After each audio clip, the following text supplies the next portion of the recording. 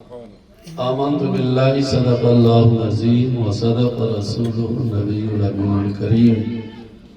ونحن علی ذلک لمن الشاہدین والشاکرین والحمد للہ رب العالمین۔ بغیر کسی کنجوسی اور بخیلی کے محبت و عقیدت کے ساتھ بارگاہ رسالت والے رسالت میں درود پاک کا نذرانہ پیش کر لیں۔ اللہم صلی علی سیدنا مولانا محمد وبارک وسلم۔ صلاۃ و سلام علیک یا رسول اللہ یا حبیب اللہ۔ 10 منٹ آپ تشریف رکھیں، اس کے بعد سلام، پھر آگے کا انتظام۔ اللہ فرماتا ہے قرآن میں، قد سے اللہ نے اس آیت کو شروع کیا ہے، تحقیق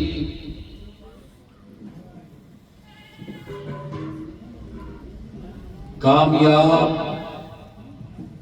اور کامران وہ ہوا جس نے تزکیہ نفس کیا۔ تزکیہ نفس، اپنے دل کو صاف کیا۔ وَذَكَرَ اسْمَ رَبِّهِ، اور اپنے رب کا نام لیتا رہا اور اپنے رب کے لیے نمازیں پڑھتا رہا۔ اس آیت نے تحقیق سے شروع کیا اور تحقیق کے بعد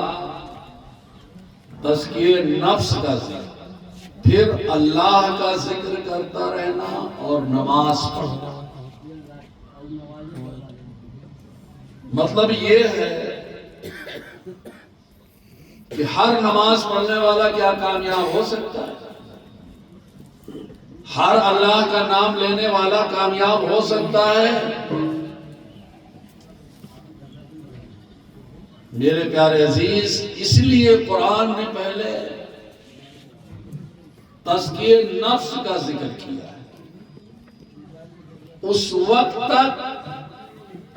نماز سے، اللہ کے ذکر سے کرنے والے کے دل میں نور کی بارش نہیں ہو سکتی جب تک اپنے دل کو صاف نہ کر، ہر طرح سے صاف نہ کر، ہر عیب سے صاف نہ کر لے، ہر برائی سے صاف نہ کر لے۔ اس کے لیے ایک مثال دے کر کے بس دوسری بات بتا کر کے اختتام۔ آپ دیکھیں شہروں میں یا آپ اپنے گاؤں میں ایک جگہ ہوتی ہے جہاں کہیں ایک محلے کا کوڑا لا کر کے اکٹھا کیا جاتا ہے، یا پورے گاؤں کا اکٹھا کیا جاتا ہے، یا شہروں میں ایک جگہ لے جا کر کے کوڑے کا ڈھیر ڈال دیا جاتا ہے۔ غلاظت اکٹھا ہوتی رہتی ہے، کوڑا اکٹھا ہوتا رہتا ہے، اور وہیں ایک زمین ہے جسے صاف رکھا جاتا ہے، جسے غلاظت سے صاف رکھا جاتا ہے۔ تو جب بارش ہوتی ہے تو جو کوڑے، بارش تو ایک ہی ہے نا، بارش اللہ ہی کی طرف سے ہے، تو جب بارش ہوتی ہے تو کوڑے پر بھی بارش ہوتی ہے، صاف جگہ پر بھی بارش ہوتی ہے۔ جب کوڑے پر بارش ہوتی ہے تو کوڑے سے بجاتا ہے کوڑا، پھر اس سے گندگی نکلتی ہے، بدبو پھوٹتی ہے، اور جو جگہ صاف کی جاتی رہتی ہے اس صاف جگہ پر بارش کوڑے پر بھی ہوئی،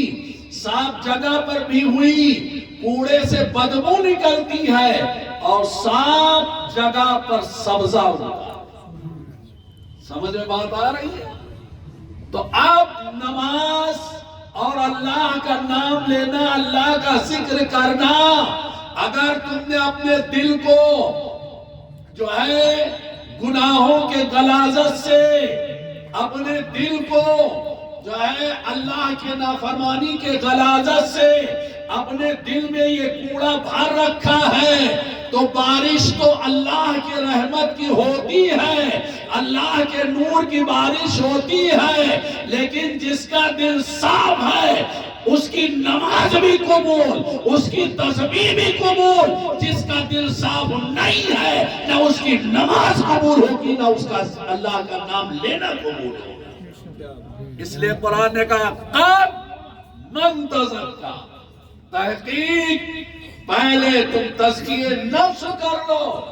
اپنے دل کو صاف کر لو، پھر اللہ کا نام لو، پھر جو ہے نماز اللہ کے لیے پڑھو۔ تو اللہ کا نام لینا یہ بھی تو، اور نماز ادا کرنے کے بعد اب جب تیرا دل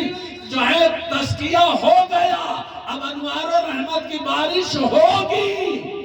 تو پھر تیرا دل بھی چمک اٹھے گا اور تیری عبادت بھی اللہ کی بارگاہ میں قبول ہوگی۔ بس ایک دوسری مثال میرے پیارے دوستو، کہ ایک جگہ ایسی ہے جس کو بڑھیا سے بنا کر کے زمین کو جو ہے پھاڑوے سے یا ہل سے بڑھیا بنا کر کے پھر اس میں بیج ڈال کر کے چھپا دیا جائے، اور ایک جگہ ایسا ہے جہاں پھر وہی ہلکا پھلکا ہے نا زمین، وہاں پتھریلی زمین کہہ لو یا ایسی زمین کہہ لو جہاں غلاظت ہوتی ہو، جہاں کچھ ڈالا نہ جائے۔ بارش ہو تو جب بارش ہوگی تو جس زمین کو بنا کر وہاں بیج ڈال دیا گیا ہے، بارش کی نمی پا کر کے وہ بیج سے اقوا نکلے گا، ہے نا۔ اور جس زمین پر غلاظت ہے یا پتھریلی زمین ہے تو بارش تو ایک ہی ہے، یہاں بیج سے اقوے نکلتے ہیں اور وہاں کوئی سبزہ نہیں نکلتا ہے، وہ زمین ویسے کی ویسے رہ جاتی ہے۔ تو آپ کیا کہیں گے بارش کا قصور ہے، برسنے والے پانی کا قصور ہے؟ نہیں جناب، پانی تو جو ہے ایک ہی ہے، بارش تو اللہ ہی کی عطا کی ہوئی ہے، زمین کا فرق ہے۔ یہاں زمین بنا کر کے بیج ڈال دیا گیا تو بیج میں اقوے نکل رہے ہیں، سبزہ پھوٹ رہا ہے، اور جو زمین پر غلاظت ہے، جہاں ہاتھ نہیں لگایا گیا یا پتھریلی زمین ہے، بارش وہی ہے لیکن اس زمین پر کوئی سبزہ نہیں اگتا ہے۔ ایسے ہی اپنے دل کو سمجھو، اگر تم نے اپنے دل کو خرافات سے، برائی سے، گناہوں سے تزکیہ کر لیا ہے تو پھر آپ اللہ کا ذکر کریں، نماز پڑھیں، اللہ کے انوار و رحمت کی بارش ہوگی تو آپ کا ذکر بھی قبول ہوگا، آپ کی نماز بھی قبول ہوگی۔ میرے پیارے دل، دوسری بات بڑی اہم بات، ایک کتاب نگاہوں سے گزری، موت کیا ہے، نیٹ پر منگا کر کے آفتاب منگانا تو ہم کو بھی دینا، ابھی نیٹ پر ہے وہ کتاب، موت کیا ہے، پاکستان کے کسی مصنف کی ہے۔ تو اس میں ایک واقعہ، ہم لوگ لگے ہیں نا،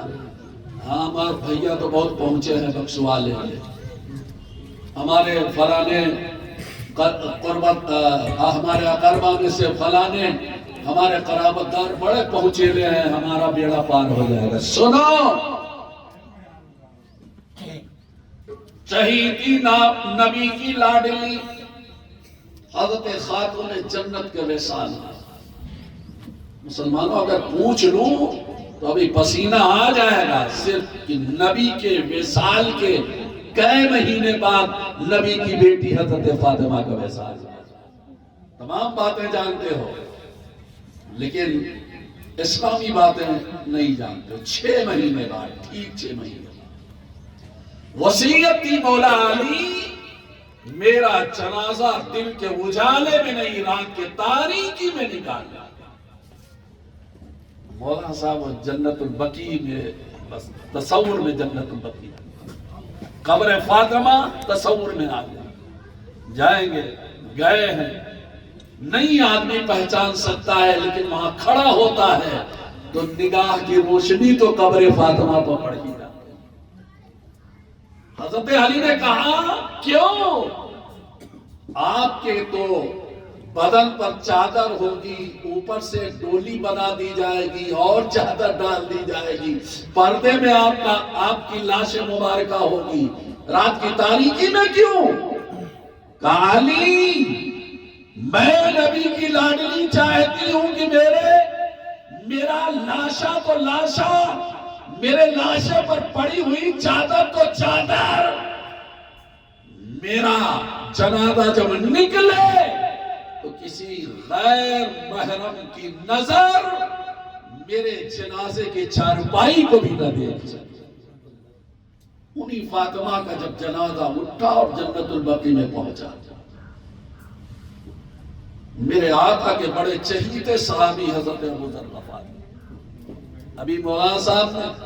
سرکار کی غیب دانی پر شعر پڑھا، میرے آقا نے جب ایک وفد کے ساتھ بچے ہی تھے تب آ گئے تھے سرکار کی بارگاہ، تو کوئی بات آئی، اب تفصیل میں نہیں جانا چاہتا ورنہ بات پڑھ جائے گا۔ میرے آقا نے کہا تھا میرا ابو ذر اکیلا دنیا میں آیا، اکیلا رہے گا اور اکیلا ہی سے موت آئے گا، کوئی دوسرا نہیں رہے گا اس کے پاس، جہاں رہے گا میرا ابو ذر اکیلا رہے گا، اکیلے ہی میں اسے موت آئے گی اور وہی ہوگا گرا۔ سرکار کے وصال کے بعد مدینے سے باہر دور جھوپڑی بنا لیا تھا، اکیلے وہی رہتے تھے۔ انتقال ہوا تو کسی کو خبر نہیں، ایک کوئی گزرنے والا قافلہ گزر رہا تھا تو اس میں کسی نے دیکھا تو پہچانا کہ یہ تو رسول کے صحابی حضرت ابو ذر ہے، حضرت فاطمہ کے قبر پر کھڑے ہیں، ابھی قبر کے اندر نہیں اتارا گیا، زمین کو مخاطب کرتے ہیں اور زمین سے کہتے ہیں جنت البقیع کی زمین، اے لہد فاطمہ کی زمین سن، میں تجھے خبردار کر رہا ہوں، یہ کس کی شہزادی ہے، یہ کون ہے؟ ابو ذر تجھے خبردار کر رہا ہے، جان لے یہ اللہ کے محبوب پیغمبر رحمت دو عالم ہمارے آقا محمد رسول اللہ کی شہزادی، زمین جان لے یہ مولا کائنات کی بیوی حضرت فاطمہ، زمین جان لے یہ حسنین کریمین کی ماں فاطمہ ہے جنہیں تیرے آغوش میں رکھا جا رہا ہے۔